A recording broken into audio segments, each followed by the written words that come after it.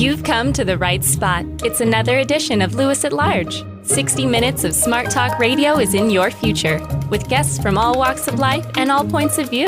And now, with this week's edition of Lewis at Large, here's your host, Warner Lewis.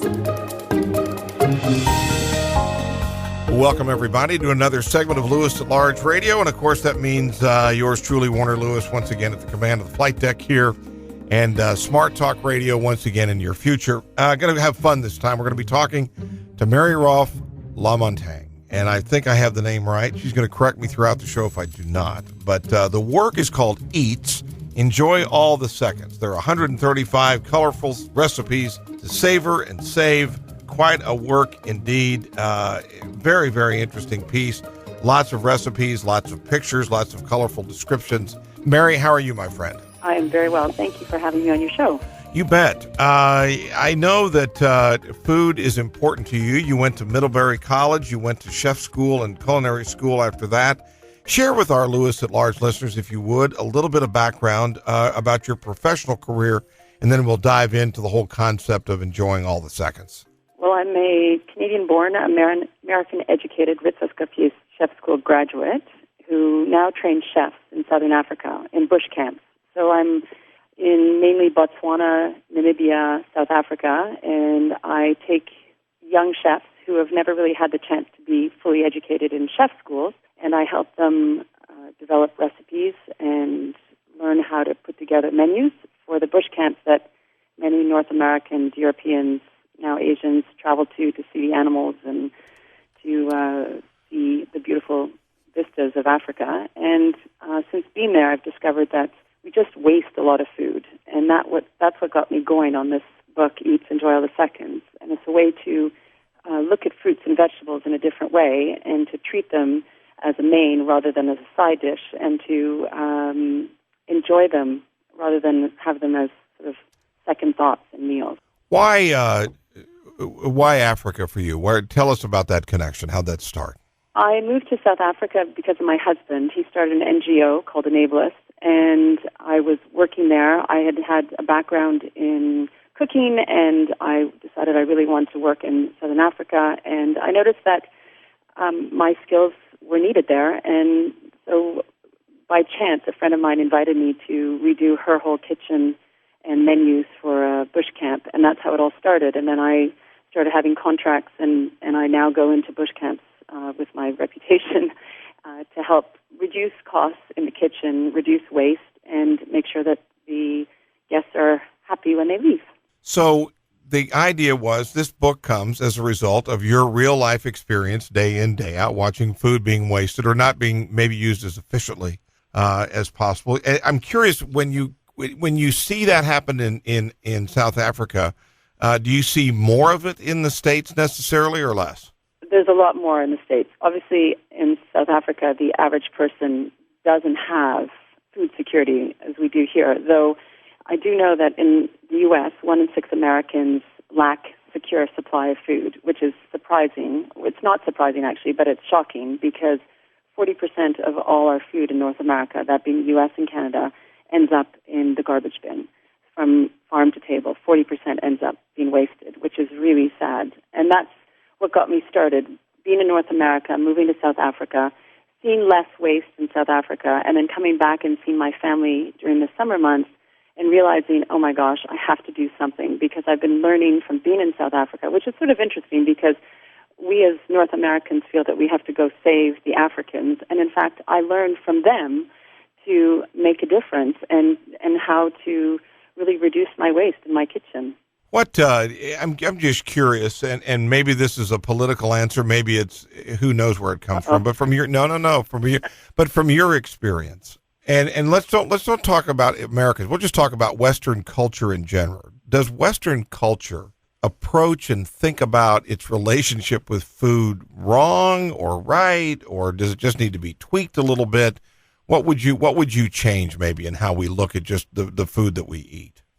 I don't think there's right or wrong. I think we've sort of lost our way a little bit. I think our lives have become so busy and so frenetic in so many ways that we've sort of lost our way in terms of getting our hands dirty and getting our kids to get out into gardens, and even if you're living in an apartment, have a little box of fresh herbs and a couple of little veggies growing, just so that we can go back to understanding where our food comes from, and then take that and bring it into the kitchen and make things with it. I don't find that families, because of all the stores and the fast food restaurants, we don't feel we have to actually make food anymore. And I think that's what's really sad, because whether if you buy, say, a soup in a store, if you make that same soup at home, it'll have a completely different flavors and taste, because, first of all, you're putting what you like into it, and second of all,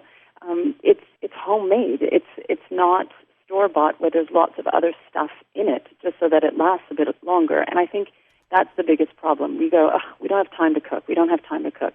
And I think it's coming back because we have these farmers markets, and we feel like getting out there and buying beautiful food and stuff. But I still think we need to sort of relook at the way we're running our lives and stop chasing our tails and maybe slow down a bit and enjoy what's around us and a little bit more of nature. It does seem that while our lives are getting faster, there has been a dramatic return and desire to explore the whole sort of local and sustainable issue, particularly in regards to food. Every major market has some kind of a farmer's market, if not multiple ones, spread across the city. Most smaller communities do as well. What and books such as yours called Eats, which is really basically what it is, it's making seconds in a fresh new way that maybe people haven't considered before. But to what do you attribute this desire to go back to what sort of is supposedly real food? I think in everything there's a reaction to an action reaction, and I think that's what's happening. I think people are tired of the big companies creating mass food, and all of a sudden we realize that maybe our bodies aren't happy with what we're consuming, and so there's been a return to natural food and growing our food. And I think the school systems are starting to help. I think we actually learn from our children. And I think a lot of the school systems are now going back and creating kitchen gardens and having that be part of the curriculum. And I think that's really helping, because I think it's opening the eyes of the parents and saying, oh my gosh, my children are now coming home growing little baby tomatoes and little baby carrots, and maybe then we should be going to the farmers markets, and maybe we should be trying out more things that are found in nature. And I think what I've noticed, and that's another reason I came out with this book, is people go to the farmers market, they buy beautiful multicolored carrots and different colored tomatoes, and then they bring them home and they let them sit in the fridge, and they start to grow little beards, and they just sit there because we don't necessarily know what to do with all these fruits and vegetables, which sounds crazy, but that's the truth. And so I decided to write this book, and the master recipe for each of these chapters in the book is a very basic recipe: how to roast tomatoes and then save them so you can have the flavor of summer later on in the year, or how to roast carrots with ginger and maple syrup so that it's tasty for kids to want to really enjoy them. And then I take that master recipe and reinvent it into cakes, into salads and different things, so that people don't take that little cup of carrots that's left over, put it in the back of the fridge, and just leave it there till it goes bad and then chuck it out. Rather than doing that, take that little leftover and make a cake out of it and serve it to your children the next day, and then you know it's healthy, it doesn't have lots of corn syrup and additives, and you've made it yourselves, and get your children involved to do it as well. I think that's really important, is get children back into the kitchen and really enjoy cooking.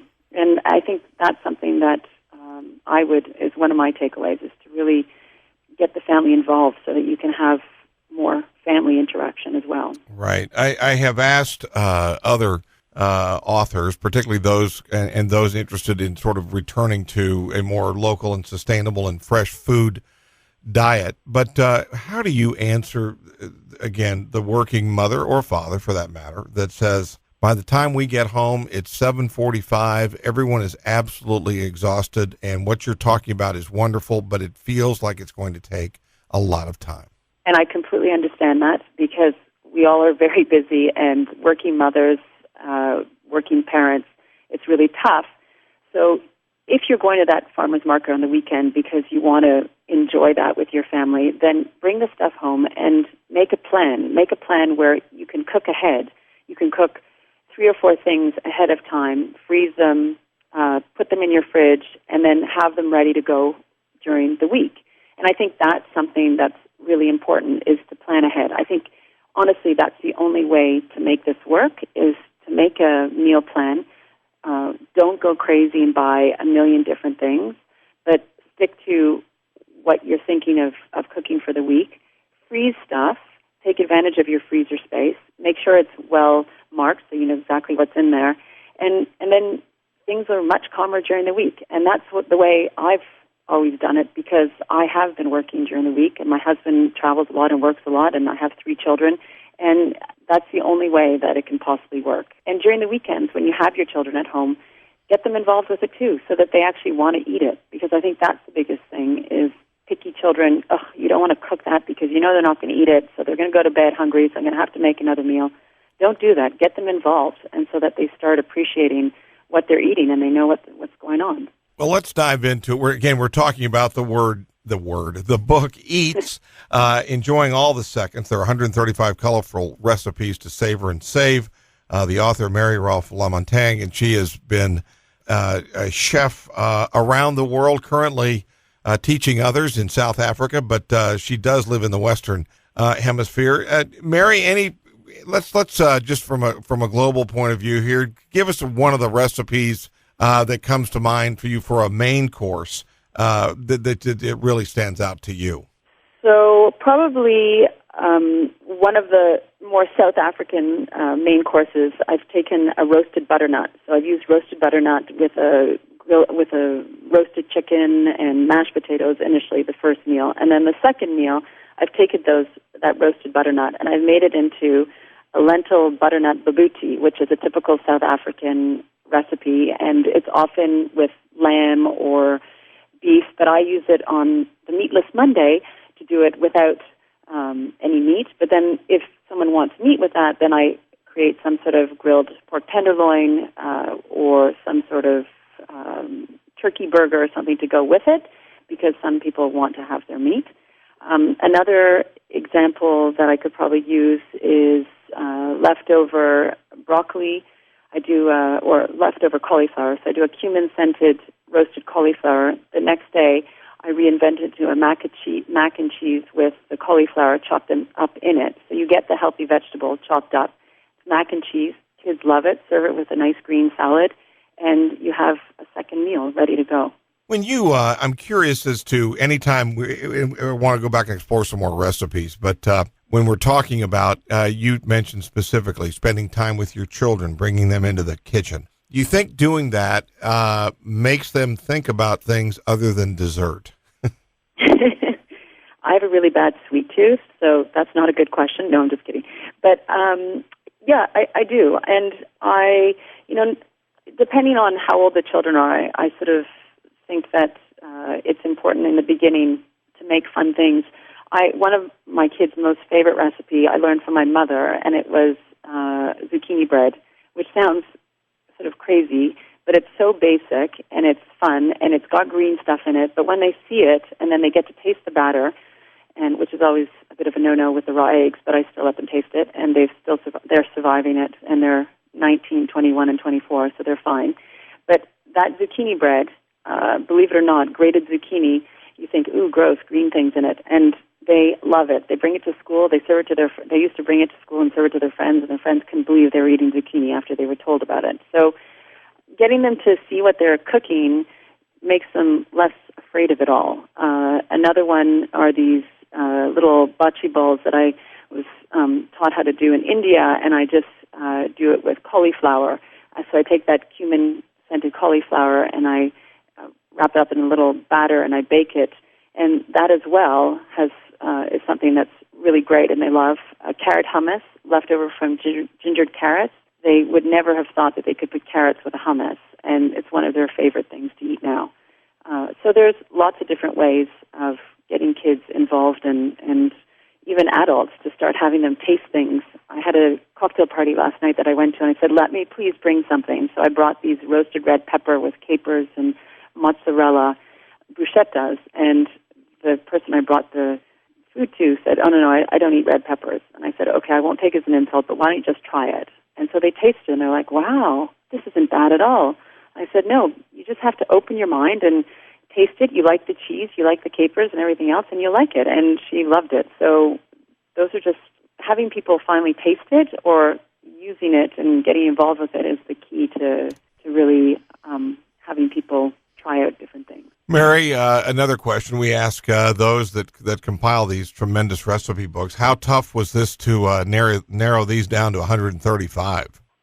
It was pretty tough, and I still have a lot of my favorites. So I have a blog called SavorAndSave.com where I blog about food, tricks and little things to do with leftovers in the fridge, because I think that every day I'm learning and discovering new things. So it was tough, but this isn't my last book. It's my first book, but it's not going to be my last book. So hopefully people will love this, and I can come out with lots more to share with people. That is the sound of determination right there. It is, because I really feel strongly that people should use what they have in their fridge. And a lot of people say that I love leftovers, and they heat up what they had the night before, and they take it to work, and they heat it up, and they heat it up. But I really believe that leftovers can be so much more, and they can be whole new recipes. And I often have dinner parties with leftovers, and at the end of the dinner party, I say, well, you've just eaten a whole dinner made up of leftovers, and people are shocked. So I always love to shock people, so that's my favorite thing to do. When you were working on this book, I'm curious, and again, I know you have a lot of talent being a chef yourself, but what kind of sharing amongst fellow chefs or friends or whoever, other colleagues, to get these recipes? Tell us about that. In terms, are you asking whether or not I was asking people for their ideas? Yeah, and just input in general. I'm always asking people for ideas. I'm always asking, what do you do to make a difference? And then I'm sharing my ideas. And it's incredible how once you start that chat, people really respond to it, and they start going, oh, really? I didn't know I could do that, but I do this. And it's not necessarily just with chefs. I really tried to make this book something for beginners, intermediate, probably really advanced chefs that do foams and all the rest will probably think, I don't need this book, but it's a book really to make people think. It's to get people thinking of food in a different way, rather than just going out and buying 100 different things at the store to have in your cupboard and use a little bit of it. I want people to look into their fridge and think of what they can do with what they have in the fridge. And most of my recipes are relatively simple and relatively easy to do, and something that most of them have a lot of flavor, because I believe that if you put fresh herbs into most anything and spices, you'll be able to have something great. Well, we're starting to wind down here, but I certainly want to ask you a couple more things. One of those is overall, and you kind of touched on this before, but what are some simple, one or two simple rules we should think about, or way we should look at things to make sure that the food that we have does last as long as it possibly can? Well, I think one of the things is definitely plan your meals. Meal planning, make a list, stick to your list, reduce the amount of impulse buying you do, because that's when you see promotions or when you go to the big stores where they have bag loads of peppers or bag loads of zucchinis because they haven't have too much of it and they're all on sale. Be sure that you really know what you're going to do with that. Take advantage of the freezer space. Take advantage of canning and jarring stuff if that's of interest to you.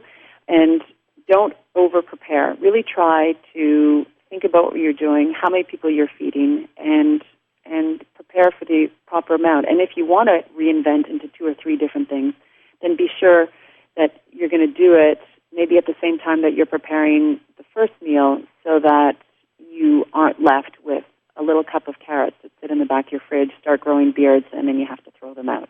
Well, it's a very, very handsome book. It is called Eats, Enjoy All the Seconds, 135 Colorful Recipes to Savor and Save by Mary Rolfe Lamontagne, and the book is published by Advantage. Mary, probably obvious, but tell our listeners how they could get a copy, and also if they'd like to find more information out about you and some other recipes and ideas, where can they go? So you can get my books online at Amazon.com or BarnesandNoble.com.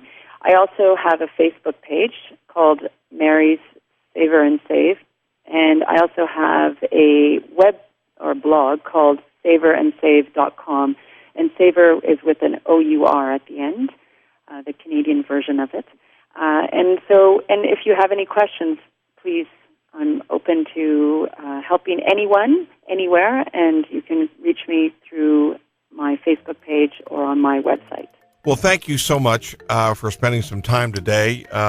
You've had a fascinating career, and thank you for sharing not only the recipes, but just sort of the ideas and putting it all into one nice package for us called Eats, and would love to have you on again sometime. Wonderful. Thank you very much for having me. I enjoyed it. You bet. We will be back with more right after this on Lewis at Large.